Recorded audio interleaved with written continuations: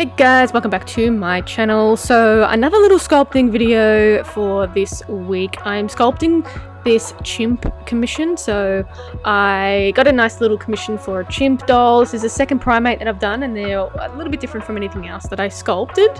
But for this one I'm going to have some skin exposed because it is a chimp.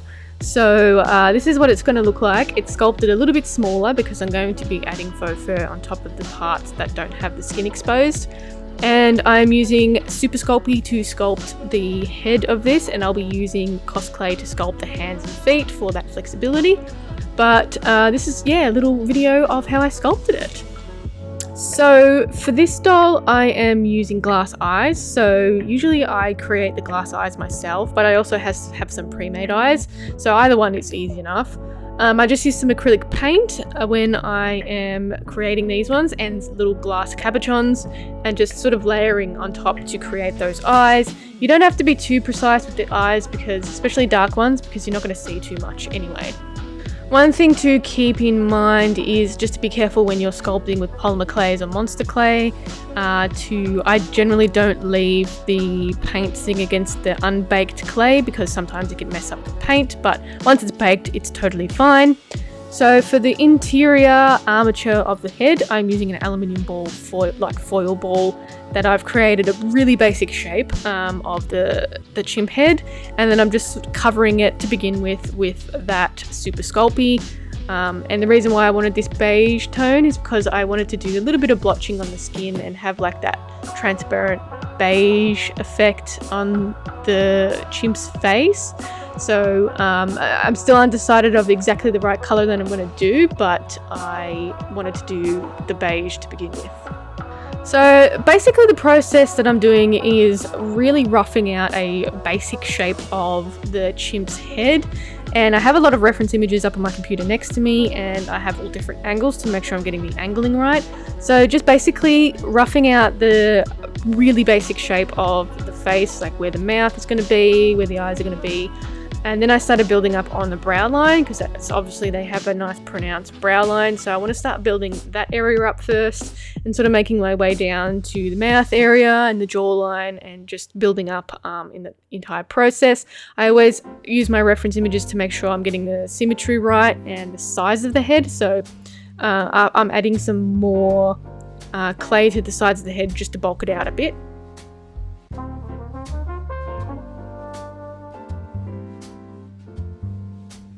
So once I'm happy with a really basic shape and I've mapped out where I want the mouth to go, where I want the nose to be, I can then add in the glass eyes and start working on the eye area of the chimp. So I basically place the cabochons on the surface and sort of flip the thing around upside down, back to front, look at it all different angles to make sure the eyes are symmetrical. And then I can start working more on the rest of the symmetry of the face. You don't necessarily have to do it in this order, but I find having the eyes there, I can sort of work from the eyes and sort of create the face to have more symmetry along the lines of those eyes. So I'm basically building up the shape of the lip area first, and I needed to bring out the mouth area a bit more because they obviously have a pretty pronounced mouth and jawline.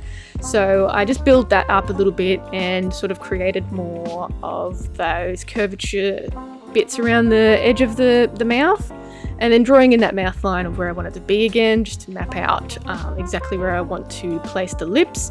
So the lips are really easy for chimps. It's just basically a worm that I've rolled out and sort of placed underneath that line that I created and blending it into the bottom of the jaw. And then I can also then place the top of the lip. For the chimp lips, you want to make sure the bottom lip is a little bit longer than the top one.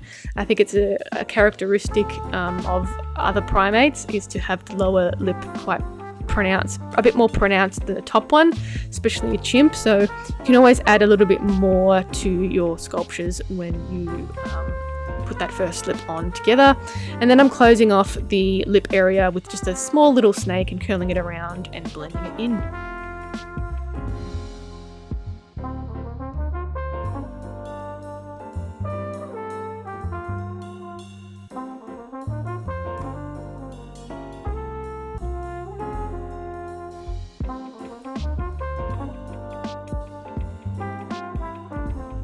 So once I'm happy with the way the lips are looking, I can start building up that jawline a little bit more, just making it a bit more pronounced and a bit more even, where I want like the lower bit of the jaw to sort of pop out a little bit.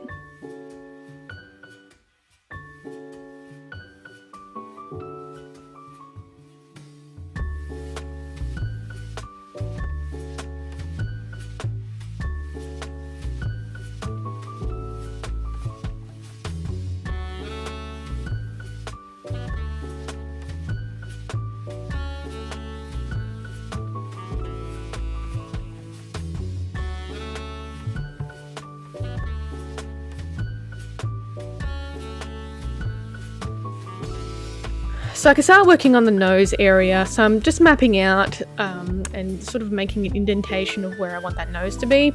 And then I can start working on the little nostril area and the bridge as well.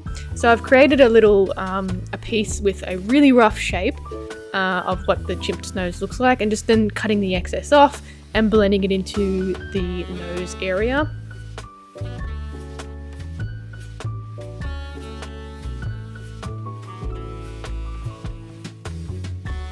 So then I can go in with this little rake tool and sort of just create a more distinct nasal passage and a little bit of detailing on top of that nose ridge.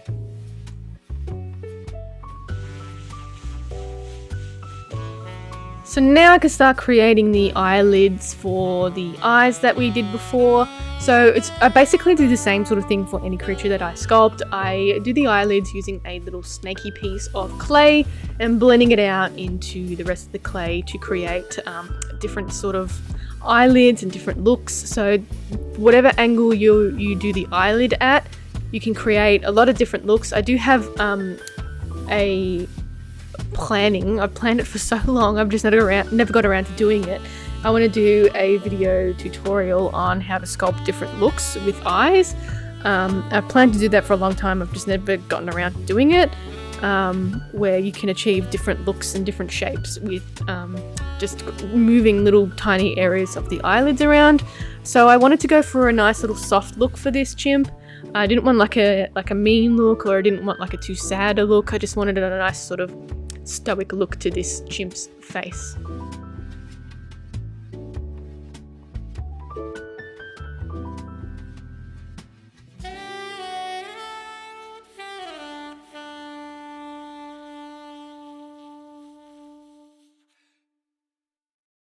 So I just spent a bit of time with my tools playing around with the detailing around the eyes and just changing the shape slightly of the eyelids, because I think the eyes are probably the most important feature in art dolls. I think it really connects the person to the piece, so I always spend a little bit of extra time on the eyes. And I'm just wanting to build up those brow lines a little bit more, so just adding a little bit more of the snake to the top and blending it in.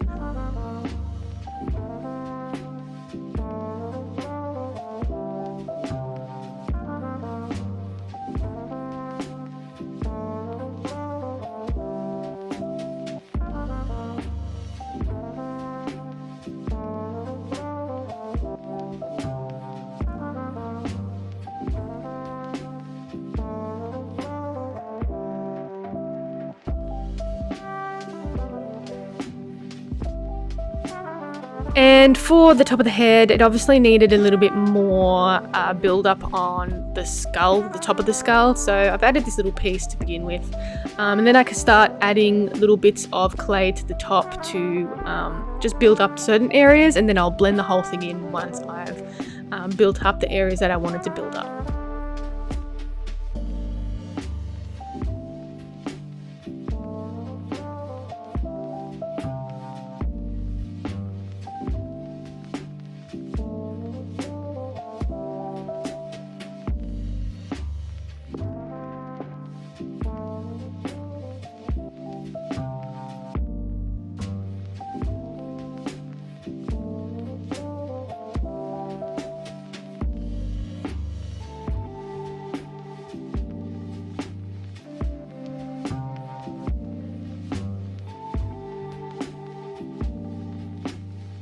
Probably the ears are the hardest part of this sculpt, I think. I spent a bit of time just sculpting all the little details for the ears, wanting to make sure that they're also the same size and they're sculpted exactly the same way.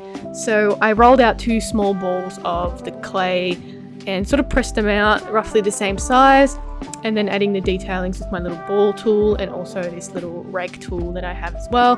So a little bit of fiddling around with the ears, with lots of reference images. They're very, very close to human ears, so I always find ears difficult to sculpt. It's just a little bit of a different shape, and they're obviously a lot bigger, so you don't want them too big because then it will make the head look a bit weird and disproportioned. So yeah, just a lot of little carving and adding to this little ear sculpt.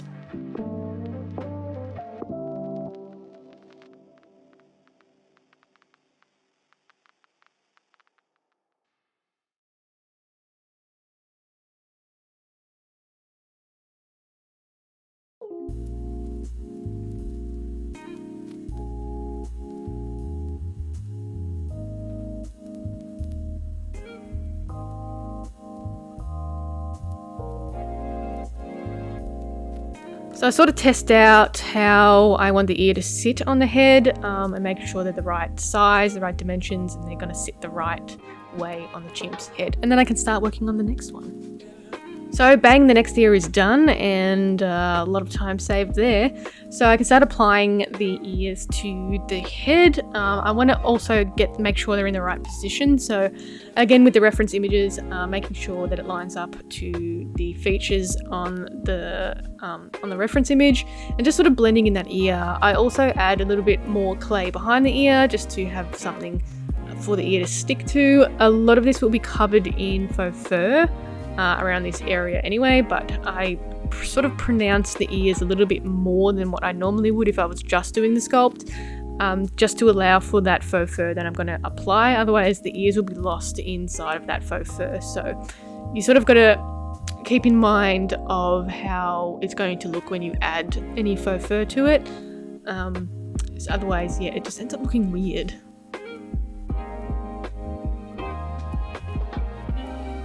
So for the wrinkles, I learnt this nifty little trick where you can use a piece of plastic and this needle tool, and sort of the plastic will prevent the needle tool from scraping at the clay rather than making some indentations. So I find this technique works really, really well when you're wanting to add wrinkles or details to like dinosaur skin or like reptile skin. This technique works really, really well. I'm really happy with the way the wrinkles turned out.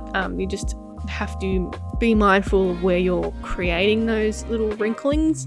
And a good little thing is to do like cross hatching as well. That works really well for wrinkles, and just making sure you know where your skin is would naturally stretch is where you're going to put the needle, the wrinkles. And along the brow line, it was really important to get those wrinkling right as well. So a lot of the chimp's brow wrinkles go up. Again, I had reference images to make sure I've got the wrinkling correct. So you can see here that there's a lot of difference between both sides and how much more character it brought out once I added those wrinkles to the face.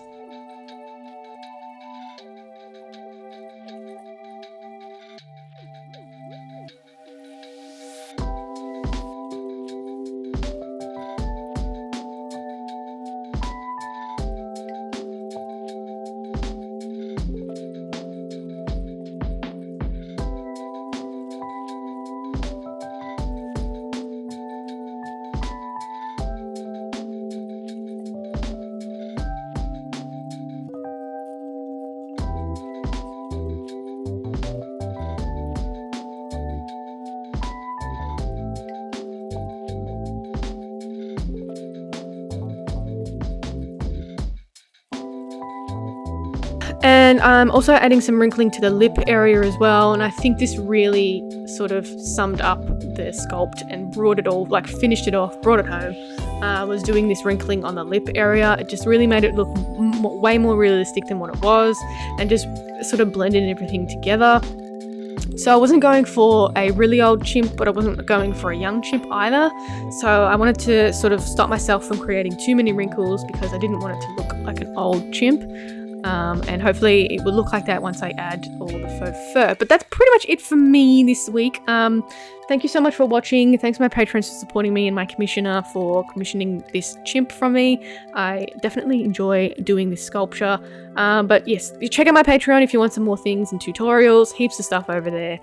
You can also find me on Instagram, TikTok, and Facebook at Creatures of Nat. And I'll catch you in the next one. Bye.